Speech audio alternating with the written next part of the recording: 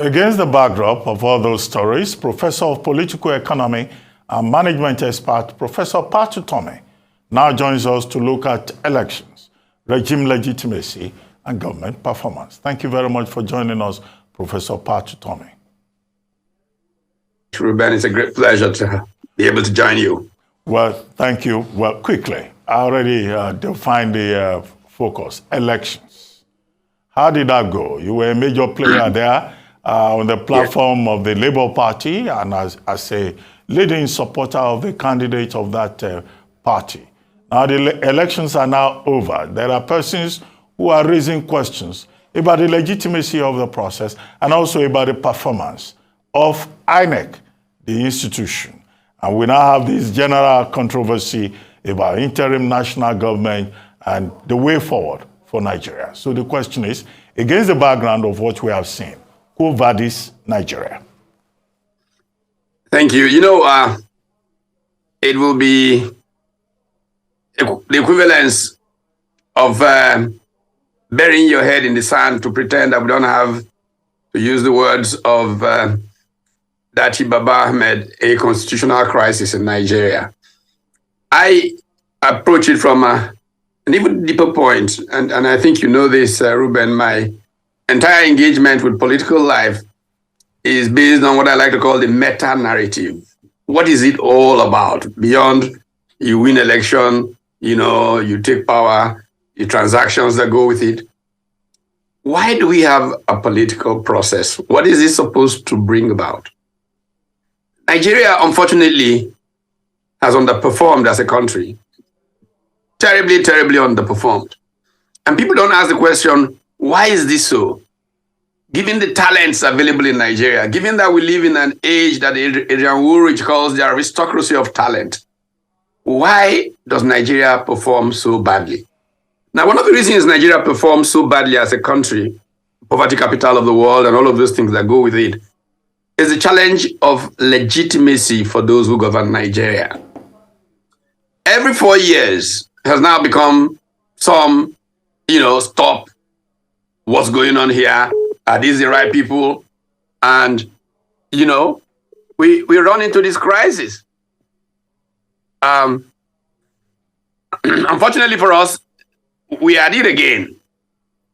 Let me say that, to make the most important point about elections, it is that they confer legitimacy on those who come out of the process. Simon Martin Lipset, in one of the most important socio-political writings, The First New Nation, discusses this concept of legitimacy in such a wonderful way.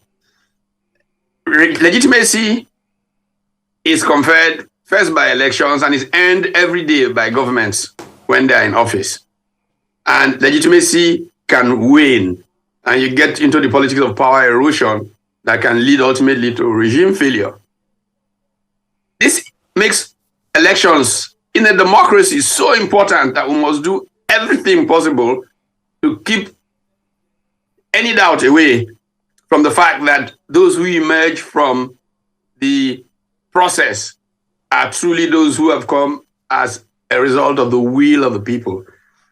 But as we know, this has not been quite the case in Nigerian history. I mean, the case of Asiwaju Bola Ahmed Tinubu saying, oh, power is not served a la carte, grab it, run with it. It's actually not original to him.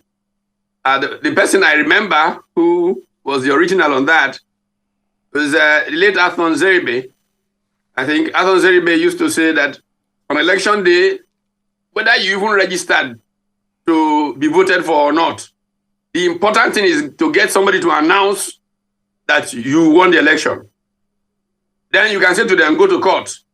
Then you can go into office and use state resources to fight that person. Now, this has almost become the pattern with Nigerian politics, that it's almost taking legitimacy away from the process. It's almost made the idea of democracy in Nigeria a laughing matter. People don't think Nigeria is a democracy. And I think that you need to look at the brilliant thought of Reverend Father Professor Anthony Akinwale, at the presentation of Fayemi's book that we are modeling up too many things and pretending Nigeria is a democracy. It is not a democracy. I know it is not. I've participated in the process. I know it is not a democracy. I have been 419 by political parties that I was part of founding, like the APC.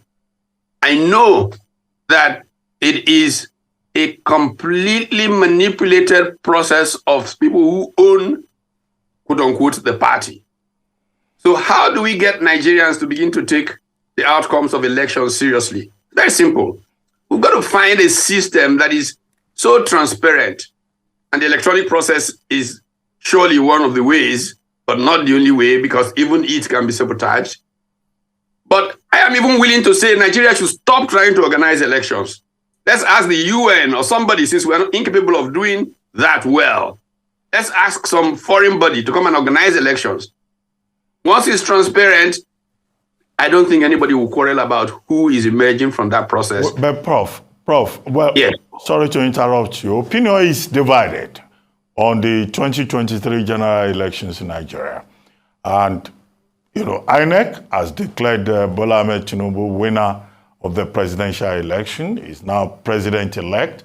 The secretary to the government of the Federation has told us nothing will stop the inauguration on May 29, regardless of the fact that, the Presidential Election Petition Tribunal is sitting. The law, Section 285 of the Constitution, provides for 180 days for the case to be determined, by which time Bola Ahmed Tinubu will have been installed.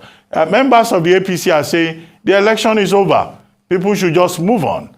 So, do you think that government will have a crisis of legitimacy, and how? Absolutely. We've had coup d'etats in Nigeria. Soldiers are not the only ones who carry out coup d'etats. Civilians can carry out coup d'etats. 2023 election could be a coup d'etat against the Nigerian people. The fact that it has been carried out doesn't necessarily make it legitimate. It might make the fact that the government has come up. In that regard, I have a very simple solution. Look, if we really don't care for democracy, that's okay. No big problem. We have soldiers who come, and who has more power pushes this one out. When you gather enough power, you push out the other one, and we can continue to survive under those circumstances. But if we have got to make believe, you've got to pretend that a government people have worry about is in place, then we begin to go towards understanding why progress is very slow in Nigeria. Can get the geniuses of this world to come. If the people don't believe that government legitimately serves their interest, the form of cooperation that they can give is such that the kind of progress we desire as a country will not take place. Sadly, we'll continue to be the laughing stock of the world. Like I said, all the indicators of progress that we see, Nigeria is there at the bottom, literally, with the kind of resources, especially in human capital, that Nigeria has been gifted with. So it's not a big problem. You can let another coup d'etat, take place by civilians and let it continue. That's fine, but you will see the results down the line. I am actually more worried by some of the things that have come as a result of that process. I'm worried that, people have been made to hate their neighbors because some people are desperate for power. I don't know, have difficulty in thinking of people as different from me because of the language they speak or the religion they preach. And I think my whole life is a track record on that. But I recognize that human beings are also weak, and that human beings respond, not only in Nigeria, around the world, to emotions. One of the reasons I'm in the United States is to engage some colleagues who are doing work around reason, emotion, and the gap between us and them. As you know, some of the best work done in that area has been led by Joshua Green at the Center for Moral Cognition in Harvard. They're looking at, why Americans respond the way they respond to the Trump emotional pools mind relative to reason, but they have strong institutions that have helped them keep from toppling over in the middle of those kinds of emotional pools. I see, unfortunately, that the need for stereotypes, easy. Oh, this man is a Yoruba man, this man is an Igbo man, that man is a Hausa man, make it deadly for politicians who want to play the game in a country like Nigeria. And I feel that something dramatic needs to be done. If we can go very quickly from a point where some of us were getting so excited, the youth of Nigeria are finally about to rescue Nigeria. I mean, look how they are working at this movement, not caring about ethnic origins, not caring about religion, not caring about... And suddenly, in less than 3 weeks, we went to the gate of Hotel Rwanda. My fear, and I think, Ruben, you do know this, I've written a book already about this from 4 years ago. Nigeria is about to become a fascist state. The rising fascism will totally dominate others, is what I fear, and the whole world needs to come together to see how to avoid that. Look, what I see developing in Nigeria is clearly the way Hitler evolved in Germany. Well, Prof. From the Weimar Republic, Prof. you know, the sentiments that drove it produced the kind of fascist movement elected. That Prof. the best of Germans, Christians, and all of that suddenly found themselves in an emotional hook to ethnic supremacists that eventually brought the German state to its knees. Prof, I remember the book you are referring to, your 2020 book titled Why Not, right? Yes. State capture, creeping fascism. Crippling fascism and criminal hijack of politics in Nigeria. Yes. You are also on record as having recommended that Nigerians should stage protests, you know, like the orange protests in Ukraine. But we have... I recommended that in 2007. We have a fait accompli. There is a president-elect, there is an inauguration process, there is a transition committee in place, and the government is saying, look, nobody should recommend anything that will amount to a disruption of that process. So what is the way forward? If it pretends to be a democracy, the right to protest is inalienable in a democracy. Whether it is people being sworn in or anything, in a democracy, people have the right to protest if they think something is unjust. Because if you don't, how are institutions built? If you don't push back on wrong, people take it for granted that they will always get away with wrong. That becomes impunity. And so any white policeman that puts his knees on the neck of a black man because he has a certain view of black people can get away with murder. But America mobilizes, and the world with them. Black lives matter. Why should Nigerians not say, we're tired of stolen elections? This cannot continue. Okay, and Prof. they should be able to say it from now till whenever they want. Okay, Prof. Let me ask you. You talked about people are now afraid of their neighbors, you know, issues of religion and maybe ethnicity in that regard. But look, the part of the narrative in Nigeria today is that there are no saints, and that your candidate, Mr. Peter Obi, whom you supported, in fact, some people are saying he used politics of religion during the election. I'm not talking about politics of religion or politics of this.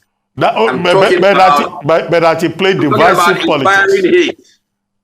I'm talking about inspiring hate and hurt of neighbor. No, the argument was that religion was used to promote hatred and divide people, and that your candidate was guilty of it. Hatred was deliberately promoted. Hatred was deliberately promoted. That's a different thing from playing a game of organizing around religion, if you will. Well, so completely different things. Isn't the end result the same? Not necessarily. we can choose to organize ourselves based on Northern Ireland has been forever separated by religion. People accept the reality that this is this. But the problem was not that the religion separated them. It was that hatred of neighbor of a different religion was preached. Look, Ruben, I lived in Lagos during the Civil War. I was in high school. And we walked around as young people in Surulere. My classmates and friends were from everywhere. 80% of them were Yoruba. When I went to University of Nigeria to start university in 1973, I led protests that led people to saying, this Yoruba boy. My circle of friends in 1973 at UNN included people like Fulu Ayeni of Tantalizer, Ogidon of The Guardian for long years, Idiot Adesonya, she used to be, she's retired now, engineer Adesonya, a married name I remember in a second. These were my, even the NAFDAC DG, these were my closest friends. Kaido Lukbono, who is a professor at Yale today. I never thought of myself as different. 1993, June 12th, you will recall yourself the role that I played. I didn't think of it, oh, Yoruba, Igbo. But for some of the people that I respect so much, to wake up and rationalize hating, maiming others, I think is a little dangerous, and is the effect that bad politics can bring. This is why we have international criminal courts. This is why we had the trials after World War II in Nuremberg, because the damage to our dignity as human persons of the kind of level that politicians who are not mindful of a good social order can promote is bad for society. Prof, I'm sure you will agree that, election is a process. We've had the voting process. Now it's post-election. And the matter will now be determined by the judiciary. From tribunal to court of appeal to the Supreme Court, millions of people voting. It will now be down to 3 persons, 7 persons at the highest level. Do you have faith in the Nigerian judiciary to do the right thing? I think that is not a fair way to put the question. The way that we have run our politics has led us to decreasing faith on the judiciary. I even have senior advocates, former NBA presidents, saying they don't have faith in the judiciary. I will not, and I usually do not, make blanket statements, because I believe that human beings invested with the dignity of God make choices. Some may fall to a certain flavor of the moment. Others may see, I've told a story, I think even on your show, of Paris as World War II was ending. And Hitler ordered General von Collitz, who was in charge of the army, French army in Paris, ordered him to destroy the city of Paris. And Collitz looked at himself and thought, why should history remember me as the man who destroyed the most beautiful city in the world? He sent messages to Allied forces to come in quickly and take Paris. And they obviously hesitated because they thought it was a trap. And Hitler saw that he was not burning Paris and was going to send an SS Panzer division to move in on Collitz's Paris. When the news got to Charles de Gaulle, who led a ragtag French Free Forces army, he drove into Paris and took it without resistance. This will happen in the Supreme Court, anywhere where human beings are. So I can never dismiss a group of people. It's like people saying, Yorubas did this. God forbid that I should ever say something like that. Are Yorubas not people like Delirat Farotimi? Are Yorubas not people like Papa Adebanjo? Are Yorubas not people like the many people I meet? In fact, and in truth, I tell you, a friend of mine who's CEO of a multinational said to a mutual friend of ours that, look, he thinks something is very wrong with what's going on, but that hey, if Bola Tinubu is in power, it gives him access as a Yoruba person. So it's better for him to just allow what is going on to go on so that he can have access.